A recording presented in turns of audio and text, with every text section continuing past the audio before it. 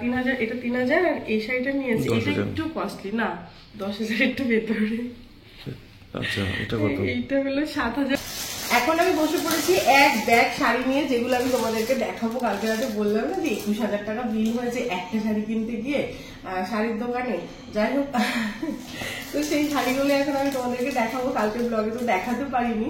আর সকালবেলা ঘুম থেকে উঠে স্নান দান করে সকালের কাজকর্ম কমপ্লিট করে ব্রেকফাস্টের জন্য ছোলা সিটি দিতে বসিয়ে দিয়েছি গ্যাসে।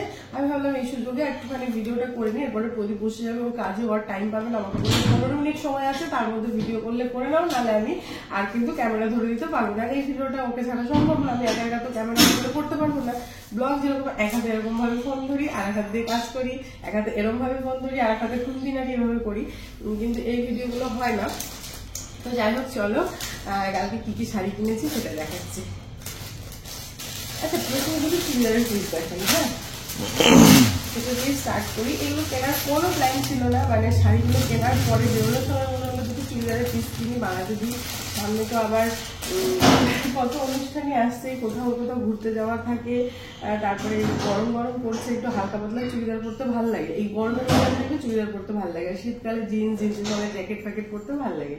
এই যে একটা সুন্দর ওড়না, এটা আমি খুলে দেখাচ্ছি। আর এটা পিস, এটা বানালে ভালো লাগবে, বলো আমাকে বানাবে না?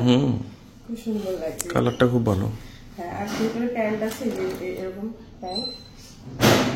আচ্ছা, জামা কাপড় দেখালে আমি অবশ্যই দাম বলে দিই, কারণ তোমরা সবাই দাম জানতে চাও, সেই জন্যই। এটা হচ্ছে দাম নিয়েছে 1800 টাকা, ঠিক আছে।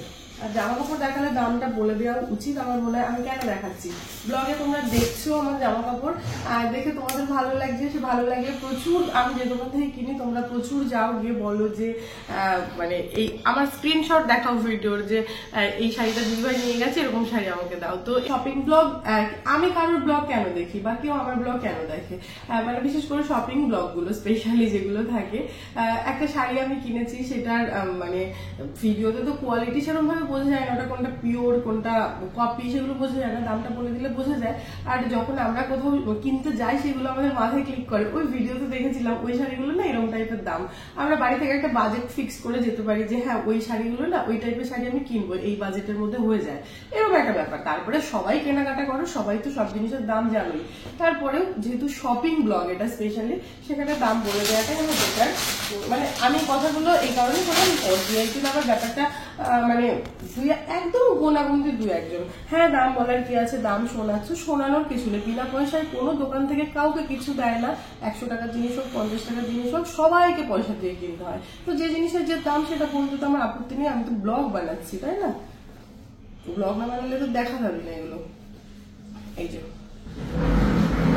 একটা পিস নিয়েছি, এই সামনের এই জিনিসটা আমার ভীষণ ভালো লেগেছে, দেখো কি সুন্দর। এটা মানে সামনে পড়বে কাজটা একটু অন্য টাইপের, দেখেছো? এটা সামনের কাজটা যেরকম হবে একটু অন্য টাইপের না, এটা নিয়েছি। আর এটা হচ্ছে একটা সিল্কটা, এটা একটু মানে কাপড়টা না কটন না, ওটা যেমন পুরোপুরি কটন, এটা একটু অন্য টাইপের। একটা বিশাল বড় ওড়না আছে এটার সঙ্গে, একটা বিশাল বড় ওড়না আছে, ভালো একটু অন্য টাইপের। আর এইটা প্যান্ট হবে, এটা প্যান্ট। আর এইটা, আর এইটারও দাম নিয়েছে হচ্ছে, এটা 1990 টাকা নিয়েছে। এটা একটু মানে কাপড়টা অন্য টাইপের, প্রেশার কুকারে সিটি পড়ে গেছে, একটা সিটি পড়েছে সবে, না বন্ধ করে দিয়ে আসে, এটাকে বলে ভাজা ভাজা করে মুড়ি দিয়ে খাওয়ার জন্য। তারপরে আবার একটু খিচুড়ি বসাতে হবে ছেলের জন্য। এই একটা শাড়ি, এই শাড়িটা একদম লাস্ট মিনিটে গিয়ে পছন্দ হয়েছে, সবার শেষে এই শাড়িটা দেখেছে, এই শাড়িটা পছন্দ হয়েছে। এখন শাড়িটার কালারটা একটু দেখো, প্রদীপের এই শাড়িটা সব থেকে বেশি পছন্দ হয়েছে কালার কম্বিনেশনটা, তাই তো? এটা হচ্ছে কি শাড়ি আমি না ভুলে গেলাম, জানো তো? গত বছর পুজোতে একটা এই শাড়ি আমি নিয়েছি, ভুলে গেলাম গো, সাউথেরই একটা শাড়ি। এই আঁচলটা দেখালেই না অনেকে বুঝে যাবে নামটা, কিন্তু আমি না এই মুহূর্তে নামটা মনে করতে পারছি না গো, আমার একদম শাড়ির নাম মনে থাকে না। আঁচলটা দেখে বুঝতে পারছো, মানে এটা একটা ট্র্যাডিশনাল শাড়ি, তামিলনাড়ু বোধ হয়, তামিলনাড়ু সিল্ক এমন কিছু একটা হবে, ভুলে গেলাম।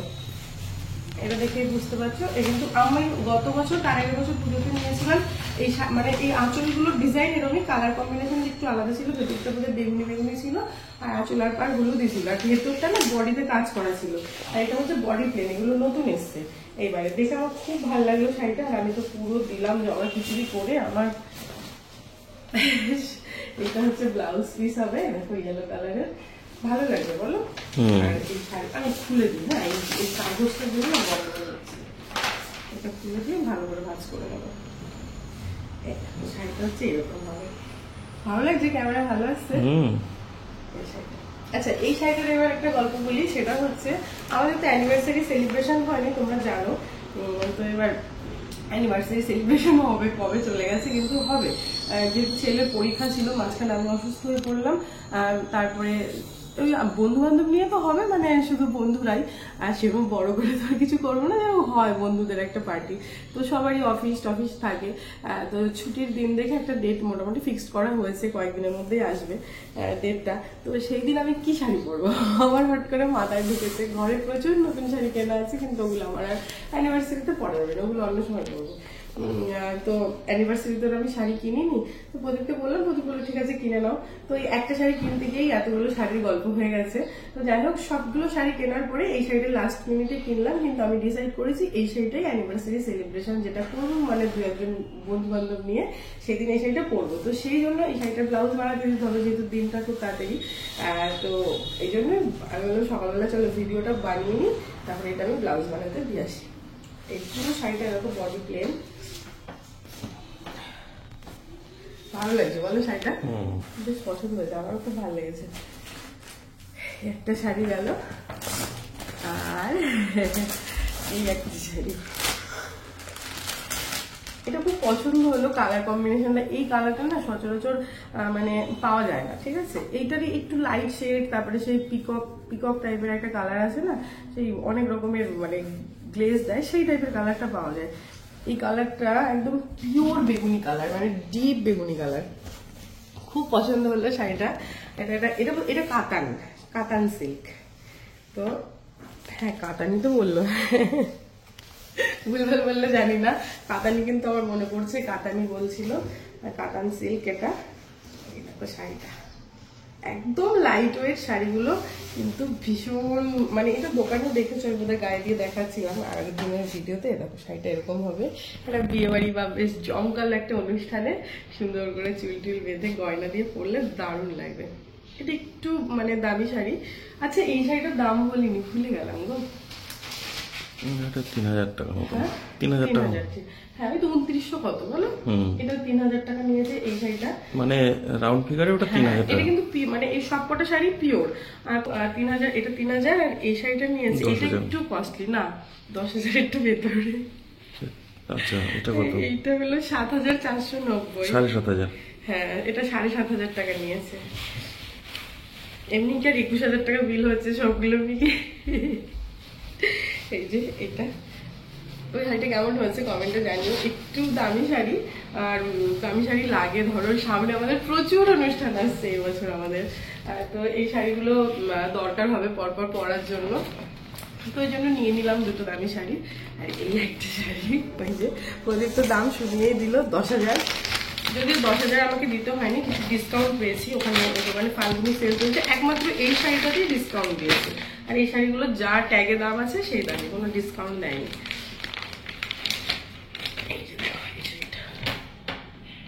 এটা না একদম একটা অন্যরকমের কম্বিনেশন, ঠিক আছে? এই শাড়িটা এরকম একটা পিওর রেড, এটা যে কি সিল্ক বললো ভুলে গেলাম গো, একটা পিওর রেড,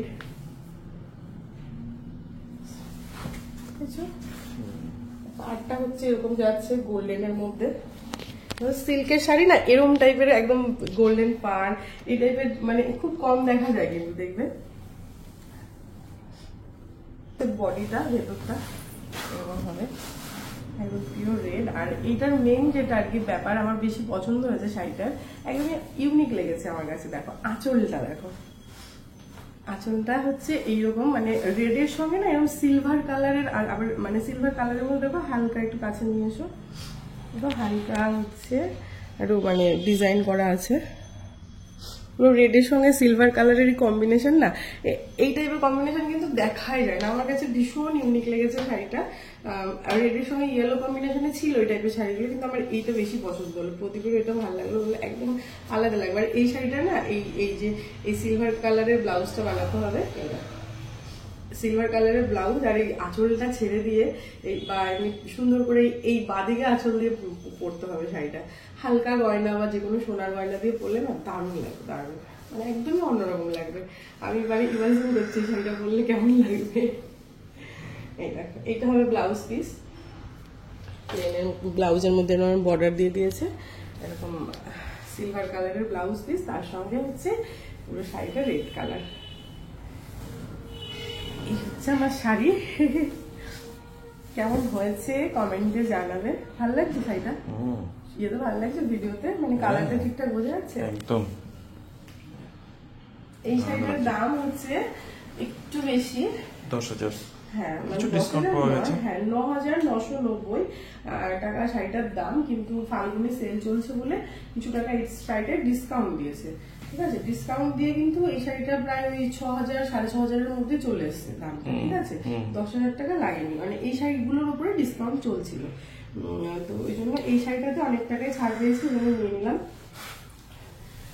তো এই যে মানে সব থেকে বেশি টাকা পে করতে হয়েছে এই শাড়িটার জন্য, এই শাড়িটার জন্য। তো এই যে তিনটে আমার শাড়ি পুরো তো দিয়েছি, এবার আমি লটঘট করে এবার অনেকগুলো করতে হবে। আর কিছু নেই, আর দুটো চুড়িদারের পিস, এই নিয়ে আমার 20,000 কত বিল হয়েছে। কিন্তু আমার তো বেশ পছন্দ হয়েছে। তোমাদের কেমন লেগেছে শাড়িগুলো অবশ্যই কমেন্টে জানিও। একদম শাড়ির দাম সহ নতুন শাড়ি তোমাদেরকে দেখিয়ে দিলাম। সামনে তো সেলের বাজার আসছে, চৈত্র সেল, প্রচুর মানুষ কেনাকাটা করবে। আমি জানি না করবো কিনা, সেলের বাজার থেকে সেরকম কেনাকাটা করি। আর এত ভিড় আর এত মানে ইয়ে হয় না, মানে সে কাটাকাটি লেগে যায়। তো ওই জন্য সেলের বাজারে আমি কোনোদিন মানে করতে যাই না। আর এমনি চৈত্র মাসে যাই বাজার করতে, এমনি যে দোকানে সেরকম সেলের মানে অতটা মানে ইয়ে নেই ব্যাপারটা। আর নর্মাল বাজার করতে যাই পয়লা বৈশাখের জন্য, হয়তো একটা কিনে চলে আসি। সেলের কেনাকাটা কোনোদিন করি না, মানে আমার ভালো লাগে না, কেন জানি না আমি সেলের কেনাকাটা করতে।